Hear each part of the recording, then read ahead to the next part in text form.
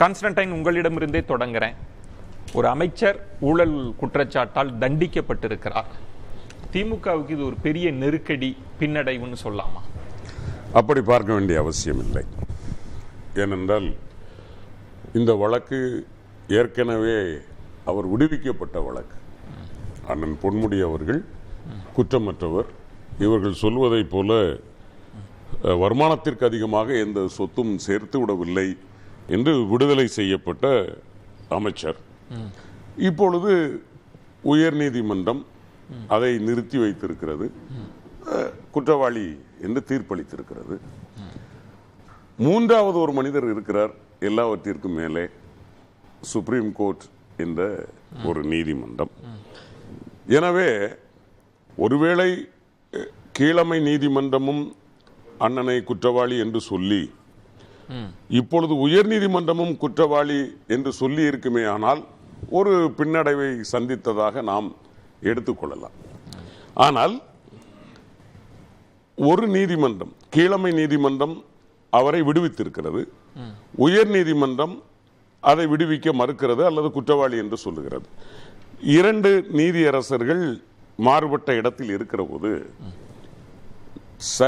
நேர்மையான முறையில் பார்ப்பதாக இருந்தால் மூன்றாவது ஒரு நீதியரசர் எதை சொல்லுகிறாரோ அதைத்தான் நாம் எடுத்துக்கொள்ள முடியுமே ஒழிய, இப்பொழுது அவர் குற்றவாளியும் இல்லை நிரபராதியும் இல்லை என்ற இடத்தில் இருக்கிறார். எனவே அப்படி சொல்ல முடியாது. உங்களுக்கு தெரியாதல்ல, இது உங்களுக்கான சட்ட வாய்ப்புகள், உங்கள் நம்பிக்கை, அதை நான் மறுக்கல. ஆனால் இந்த நொடியில் இன்றைய தினம் அவர் குற்றவாளி தானே, நாம் குற்றவாளி தானே. மிக தெளிவாக சொன்னேன். கழக உடன்பிறப்புகளுக்கு அல்லது திமுகவிற்கு நீங்கள் கேட்டீர்கள், அதற்கு நாங்கள் பார்க்கிற பார்வையை சொன்னேன் ஒழிய, சட்டத்தின் முன்னால் இன்றைக்கு அவர் குற்றவாளி என்பதனால தானே மாண்புமிகு முதலமைச்சர் ராஜகண்ணப்பன் அண்ணன் கையில் உயர்கல்வித்துறையை கொடுத்து அண்ணனை விடுவித்திருக்கிறார். அதுல எங்களுக்கு மாற்று கருத்து இல்லை. சட்டம் அவரை இப்படி சொல்லி இருக்கிறது. ஆனால் இந்த தீர்ப்பை 2 நாட்களுக்கு சொல்வதற்கு முன்னால் அவர் நிரபராதியாக இருந்திருக்கிறார். மீண்டும் இவர் குற்றமற்றவர் என்று உச்ச நீதிமன்றம் தீர்ப்பளிக்கிற போது அவர் மீண்டும் குற்றமற்றவராக வருவார். உங்க சட்ட வாய்ப்பு இதுல என்னுடைய கேள்வி என்பது, ஆனால் இந்த இடத்தில் எதிர்க்கட்சிகள் கடுமையான அம்புகளை திமுகவின் மீது, இந்த அரசின் மீது எய்ய தொடங்கி விட்டார்கள். அப்ப இபிஎஸ் அவர்கள் சொல்றாங்க, இன்னும் 11 அமைச்சர்கள் லிஸ்ட்ல இருக்கிறாங்க, அவங்கெல்லாம் வரிசையா போவாங்க, இவங்க தான் எங்களை பார்த்து ஊழல்வாதிகள்னு சொன்னாங்கன்னு. திரு அண்ணாமலை அவர்கள் சொல்றாங்க, இன்னும் 11 அமைச்சர்கள் இருக்கிறாங்க, அமைச்சரவையே சிறைக்குள்ள போகுதுன்றாங்களே. இல்ல, அதாவது இதுல என்னுடைய பார்வை என்னன்னா, இவங்க 2 பேருக்குமான தார்மீக உரிமை என்னன்னு ஒண்ணு இருக்குல்ல. நீங்க எங்களை சொல்லும் போது உங்களுக்கான தார்மீக உரிமை என்ன இருக்கிறது? அதாவது நான் இதுக்காக வக்காலத்து வாங்கல, முதல்ல அதை சொல்லிடுறேன். மக்கள் மன்றத்தில் நாங்கள் இதற்கு பதில் சொல்ல வேண்டும் என்பதில் எங்களுக்கு மாற்று கருத்தில்லை. ஆனால் அதிமுகவோ பாஜகவோ இங்கு சொல்லுவதற்கு என்ன தார்மீக உரிமை இருக்கிறது? நான் கேட்கிறேன்.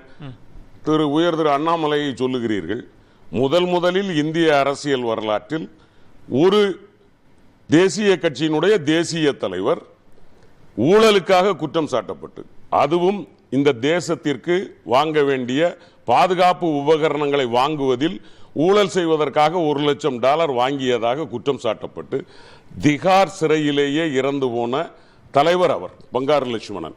அது மட்டுமல்ல, லோக் ஆயுக்தா என்கிற அமைப்பு அமைந்த பிறகு 2011 முதலாக இந்திய அரசியல் வரலாற்றில் லோக் ஆயுக்தாவினால் பதவி இழந்த முதலமைச்சர் திரு எட்டியூரப்பா, பாரதிய ஜனதா கட்சியை சார்ந்தவர். இதுபோக நான் மாநிலங்கள் தோறும் அதை சொல்ல முடியும்.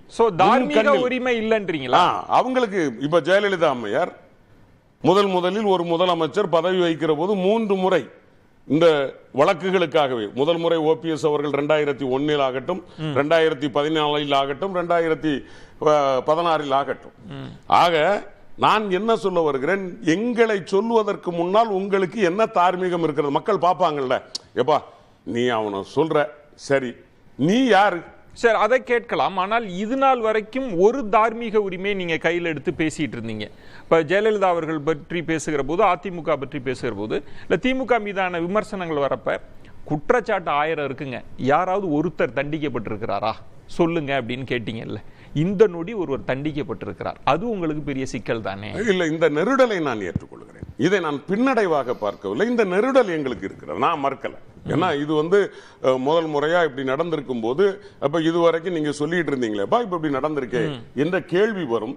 ஆனால் அந்த கேள்விக்கான எங்களுடைய சட்டபூர்வமான பதிலே என்னவென்று சொன்னால் இது இறுதி அல்ல, எங்களுக்கு இன்னொரு வாய்ப்பு. 2 ப்ராபபிலிட்டில ஒண்ணுல எங்களுக்கு வெற்றி கிடைச்சிருக்கு, இன்னொன்னுல பின்னடைவு. நாங்க நம்பிக்கையோடு இருக்கிறோம். சரி, பேசலாம்.